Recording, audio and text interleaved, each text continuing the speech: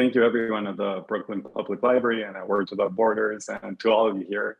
I'm really happy to speak with you all today. I want to go ahead and start reading just a couple of pages of the first story, and then I'll move forward from that. So by the way, this was translated by Ellen Jones. She did a beautiful translation for this book. She's British, so there was a really interesting kind of a dialogue and kind of conversation about how to translate a very local Guatemalan reality into British English and how that would work out. So you might hear some little words interspersed there, but anyway, so Trout Bolivia. That family stuff's complicated, I told Don Henrique. He just asked about Herminia, who'd been my cousin, then my girlfriend, and is now my wife. The thing is, I told him, it's hard to find a woman like Herminia up here in the mountains. She keeps the kids in line and makes a finger-licking good chicken soup, but she also knows when to pick a fight and when not to. When's that then? Asked Don Henrique. Well, if I don't get my coffee in the morning, she knows it's not worth it.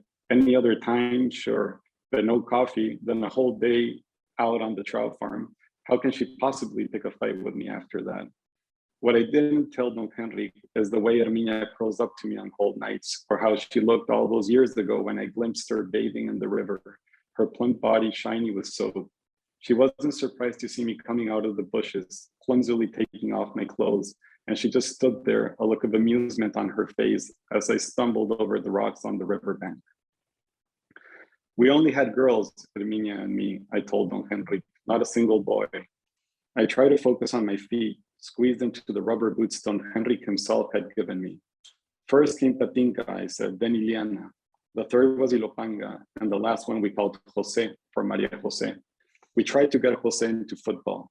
The other three would stay at home with their mom while Jose and I took the ball up the mountain. I'd pass it, and Jose would knock it back to me. And so we went through the back of beyond, tiki-taka, to and fro, until one of my passes went too high and Jose bravely went in for a header, but instead stopped the ball dead with her nose. So that was our last training session. Since then, the kids barely left Herminia's side, I told Don Henrique, a proper limpet for love. Don Henrique took a drag on his little cigarettes. All cigarettes looked little in his enormous hands. And looking out at the grove of trees in front of his farm, said that there were worse things in life. And with that, we settled the matter. At least that's what I understood Don Henrique to have decided. He poured more rum into my plastic cup. The glass tumbler was for his use only. And there we sat on the wooden terrace Juancho and I had built for him. The syrupy spirit took me back to when I first met Don Henrique, and those long hours I spent in the hammock at my aunt's, Herminia's mom, wondering what to do about the family expenses, where I was going to find work, or frankly, how to get the hell out of there. The sheet metal roof reflected different colors depending on what angle you looked at it, and I used to spend whole afternoons craning my neck, trying to find just the shade I was looking for. One day, Bartolo came down the lane shouting in that grating, twangy voice of his that there was to be a meeting. Hoping to get rid of him, I yelled that I'd be up in a minute before settling back into the hammock. That was my first mistake. Herminia, who'd been cooking in the other room, came out to see what was going on. The two of them spoke quietly outside, and before long, I felt her approach. It freaks me out how silent she can be sometimes. Stick her face over the side of the hammock and asked me to please go with Bartolo. She stood there unmoving until I got up. In the community center, which still doesn't have a roof, Don Henrique had stacked two plastic chairs, one on top of the other, the only way they hold his weight. Sitting facing him were Tito Colmenares, Bartolo, and Juancho. Juancho scowled at me as soon as I came in. We're cousins too, and I think that's why he resents me. Herminia once hinted that Juancho thought I was a good for nothing, and we've been sizing each other up from a distance, silently cursing each other ever since. Herminia seems less bothered about it now, as though Juancho confirmed her suspicions about him with his faithfulness.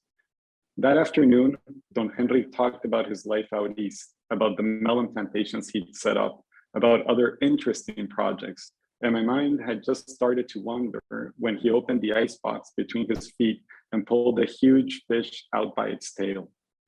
Do you know what this is? He asked, holding it up. We shifted in our seats, glancing at each other. It's a trout, said Don Henrik, ignoring someone's raised hand, a rainbow trout. He turned the creature over, as though wanting the sun to catch all its hidden colors, but in truth, it just looked like any old fish. This right here is going to bring progress to the mountain, he said, and lifted the trout even higher. That's when I realized Don Henrik was a bit barmy, and I started to warm to him. So I'm going to stop here. This is just the beginning of the story, and of course it starts picking up, but it's a way of like setting up some of the characters and the kind of problematic character dynamics and power relationships between some of these characters.